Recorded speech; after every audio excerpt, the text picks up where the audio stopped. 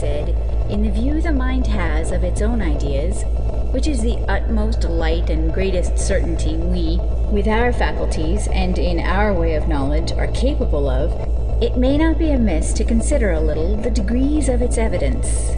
The different clearness of our knowledge seems to me to lie in the different way of perception the mind has of the agreement or disagreement of any of its ideas.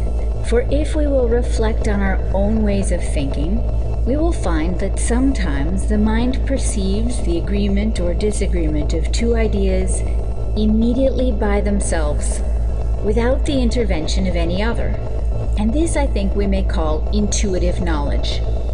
For in this the mind is at no pains of proving or examining, but perceives the truth as the eye doth light, only by being directed towards it. Select the most perfect circular snare at hand and examine it attentively. In the autumn, when the large garden spider, the Pura diademata, is mature, it will probably be easy to find such a snare a foot or more in diameter.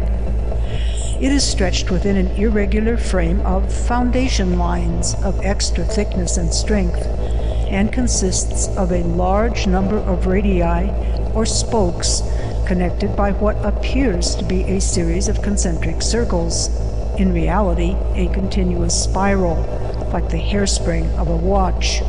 The central portion is different from the rest of the wheel.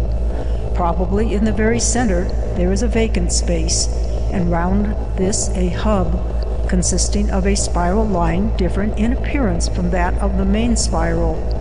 It does not leave a radius exactly at the point where it strikes it, and the rather zigzag effect has caused it to be known as the notched zone. Thus, the mind perceives that white is not black, that a circle is not a triangle, that 3 are more than 2 and equal to 1 and 2. Such kinds of truths the mind perceives at the first sight of the ideas together, by bare intuition, without the intervention of any other idea. And this kind of knowledge is the clearest and most certain that human frailty is capable of. This part of knowledge is irresistible, and, like bright sunshine, forces itself immediately to be perceived, as soon as ever the mind turns its view that way, and leaves no room for hesitation, doubt, or examination. But the mind is presently filled with the clear light of it. It is on this intuition that depends all the certainty and evidence of all our knowledge, which certainty everyone finds to be so great that he cannot imagine and therefore not require a greater. Touch the web, and it adheres to the finger, but all its lines are not adhesive. Test this with some fine-pointed implement, and the foundation lines, the radii, and the notched zone will give negative effects. The spiral line alone is viscid, and its viscidity is due to the presence of thousands of little beads of gummy matter strung on a thin elastic thread. The vast number and uniformity of these beads, estimated at 120,000 on a large web, excited the wonder and admiration of naturalists until it was proved that they were not deposited by the spider as beads at all, but as a uniform coating of viscid matter, which subsequently arranged itself into equidistant globules, easily explicable by the physicist. For a man cannot conceive himself capable of a greater certainty than to know that any idea in his mind is such as he perceives it to be, and that two ideas, wherein he perceives a difference, are different, and not precisely the same. He that demands a greater certainty than this demands he knows not what, and shows only that he has a mind to be a skeptic, without being able to be so. Certainty depends so wholly on this intuition, that in the next degree of knowledge, which I call demonstrative, this intuition is necessary in all the connections of the intermediate ideas, without which we cannot attain knowledge and certainty. Indeed, precisely the same phenomenon is seen on a dew-laden web, where similar but very much larger beads of water decorate all the lines. From the hub of the wheel we shall very likely notice a rather stout cable diverging from the plane of the snare and leading to a nest of leaves spun together. Here the spider is to be found when not on duty in the center of the wheel, and here it constructs its egg cocoons.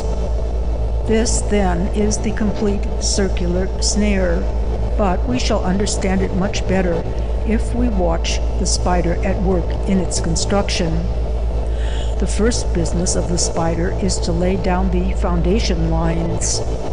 Any sort of trapezium, or even a triangle if large enough, in a more or less vertical plane will suffice. And under some circumstances, the operation is simple enough. The next degree of knowledge is where the mind perceives the agreement or disagreement of any ideas, but not immediately. Though wherever the mind perceives the agreement or disagreement of any of its ideas, there be certain knowledge, yet it does not always happen that the mind sees that agreement or disagreement which there is between them, even where it is discoverable, and in that case remains in ignorance, and at most gets no further than a probable conjecture. The reason why the mind cannot always perceive presently the agreement or disagreement of two ideas is because those ideas concerning whose agreement or disagreement the inquiry is made cannot by the mind be so put together as to show it. In this case, then, when the mind cannot so bring its ideas together as by their immediate comparison and as it were juxtaposition or application one to another, to perceive their agreement or disagreement, it is fain, by the intervention of other ideas, one or more as it happens, to discover the agreement or disagreement which it searches. And this is that which we call reasoning. The spider attaches a line at the point of departure and crawls along, spinning as it goes and holding up the newly spun thread by the claws of one of its hind feet, till it reaches a suitable spot for its furthest limit. It then hauls in the slack and makes it fast. It will probably return along the line thus laid down, still spinning, to the starting point, thus doubling the strength of the cable, and indeed a large spider will often repeat this operation several times. Now the upper boundary of the future web is secured. It is next necessary to find points of attachment for the lower boundary, and the spider either drops or climbs down, always carrying a line from one of the ends of the upper line till it reaches a spot suitable for its purpose, and the previous performance is repeated. Thus the mind being willing to know the agreement or disagreement in bigness between the three angles of a triangle and two right ones, cannot by an immediate view and comparing them do it, because the three angles of a triangle cannot be brought at once and be compared with any other one or two angles, and so of this the mind has no immediate, no intuitive knowledge. If there is any difficulty about a fourth attachment, it is always open to the spider to climb back along the two lines already laid down, and by carrying a loose